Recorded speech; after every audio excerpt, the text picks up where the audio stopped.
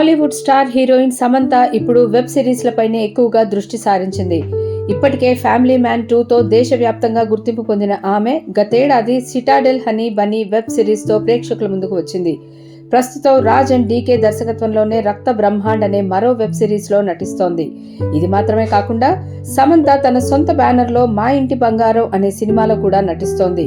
నిర్మాణ రంగంలోకి అడుగుపెట్టిన ఆమె ట్రాలాలా పేరుతో కొత్త ప్రొడక్షన్ హౌస్ ను ప్రారంభించింది.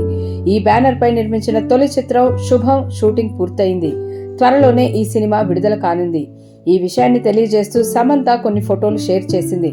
అందులో తన టీంతో సరదాగా గడిపిన క్షణాలను పంచుకుంది. కానీ ఆ ఫోటోలలో ఒకటి ఆమె హాస్పిటల్ బెడ్ పై సెలైన్ తీసుకుంటున్న దృశ్యాన్ని చూపించింది.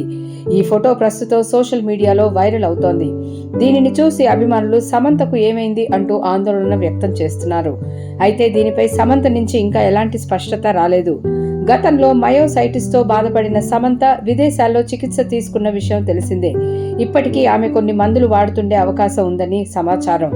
ఇక బాలీవుడ్ డైరెక్టర్ రాజ్తో సమంత డేటింగ్ చేస్తుందనే వార్తలు బాగా వినిపిస్తున్నాయి.